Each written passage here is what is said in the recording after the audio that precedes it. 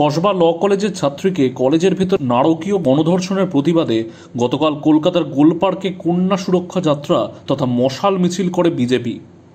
উপস্থিত ছিলেন রাজ্যের বিরোধী দলনেতা শ্রী শুভেন্দু অধিকারী সহ বিজেপির অন্যান্য নেতা ও নেতৃবর্গ। হবে আর্চিকর, হবে ল কলেজ। আজ প্রতিবাদে নেমেছেন বিরোধী দলনেতা শুভেন্দু অধিকারী, নেমেছেন হাজার হাজার মানুষ।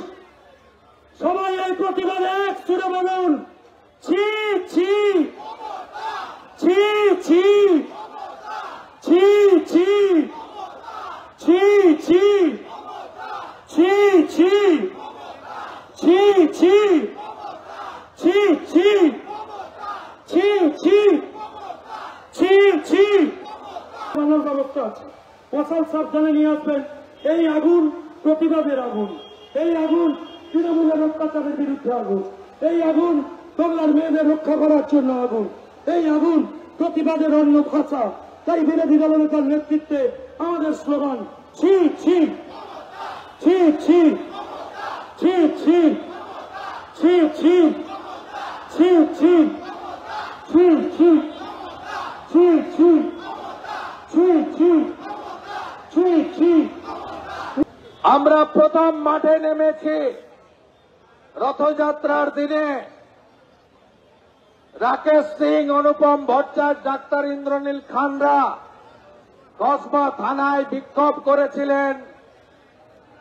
আমাদের 35 জন কর্মী গ্রেপ্তার হয়েছিলেন।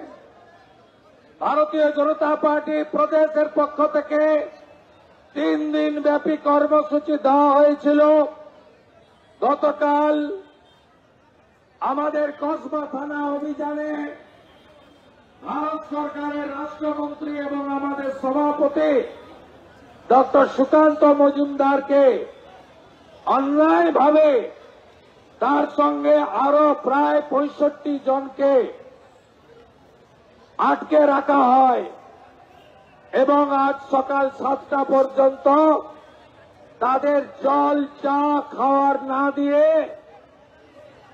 লালবাজারে আটকে রাখা হয়েছিল। আপনারা জানেন, আজ গোটা পশ্চিমবঙ্গ জুড়ে ভারতীয় জনতা পার্টির কর্মীরা নাগরিকদের সাথে নিয়ে, মা বোনেদের সাথে নিয়ে সব জায়গায় প্রতিবাদ সংগঠিত করছে, মশাল মিছিল করছে এবং সর্বত্র আওয়াজ উঠেছে, ছি মমতা ছি।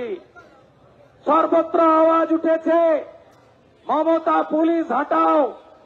কলকাতা পুলিশ এখন রেপিস্টদের প্রোটেক্টর হয়ে গেছে। পশ্চিমবঙ্গ পুলিশ এখন মমতা পুলিশে পরিণত হয়েছে এবং এই ঘটনায় আপনি একটার পর একটা কামদুনিতে যাদের ফাঁসি হয়েছিল তাদের মুক্তিদান করিয়েছে সিআইডি এবং লয়াররা কলকাতা হাইকোর্টে। কামদুনিতে যারা মামলা করেছিলেন তারা সুরক্ষা পায় না, আর যিনি রেপ করেছিলেন তার বাড়িতে বারাসাত পুলিশ ডিস্ট্রিক্টের থেকে হাউস গার্ড বসানো আছে। হাঁসখালিতে ক্লাস 9-এর বাচ্চা মেয়েটিকে রেপ করে যে খুন করল তৃণমূলের উপপ্রধানের ছেলে, আপনারা জানেন সিবিআই তদন্ত হচ্ছে এবং রেপিস্ট জেলে আছে। একইভাবে কালিয়াগঞ্জে রাজবংশী পরিবারের ক্লাস 12-এর ছাত্রী, তাকে যে রেপ করল তার নাম জাভেদ, তিনি তৃণমূলের অঞ্চল সভাপতির ছেলে। আপনারা জানেন গত বছর 9 আগস্ট 1 বছর হতে যাচ্ছে, আরজিকর হসপিটালে ডাক্তার বোনকে ধর্ষণ করে খুন করে প্রমাণ লোপাটের কাজে নেতৃত্ব দিলেন কে? বিনীত গোয়েল, সন্দীপ ঘোষেরা। প্রাথমিকভাবে যিনি সাজা পেয়েছেন তিনি কে? তিনি হলেন মমতা ব্যানার্জির সিভিক ভলেন্টিয়ার। আজকে বোনেরা আজকে মহিলা ডাক্তার যিনি হসপিটালে মেডিকেল কলেজে সুরক্ষিত নন, কাকে অভিযোগ করবেন আপনি? কোথায় সাফাই দেবেন? আজকে কলেজের মধ্যে আজকে ছাত্রী সুরক্ষিত নয়, ল কলেজের ছাত্রী, কোথায় যাবেন আপনারা? এখানেও আদ্যক্ষরগুলো পড়বেন যে কত রকমের আদ্যক্ষর। এরা কারা? এরা হচ্ছেন ভাইপো গ্যাং। ভাইপো গ্যাং শুধু চাকরি বিক্রি করেননি, কলেজে কলেজে ইউনিভার্সিটিতে দু ছেলের বাবা সব বিবাহিতরাও তারা এখন ছাত্র নেতা। আজকে 9 বছর কলেজে ইউনিভার্সিটিতে স্টুডেন্টস ইউনিয়নের ইলেকশন হয় না। আজকে ভাইপো গ্যাং তারা প্রত্যেকটা college, university, law college, medical college সব দখল করে নিয়েছে।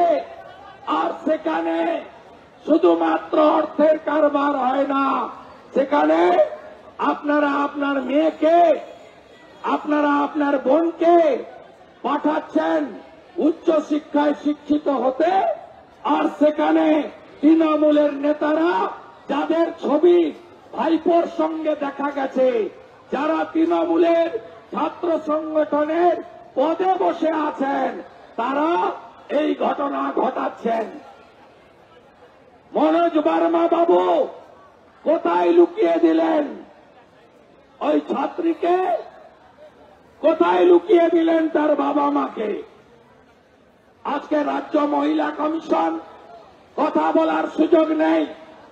ইন্ডিপেন্ডেন্ট অর্গানাইজেশন, কনস্টিটিউশনাল বডি, কোন লয়ার, কোন ডাক্তার, কেউ কোন সমাজের মানুষ, কেউ আপনি পাবেন না তাদের সঙ্গে কথা বলতে।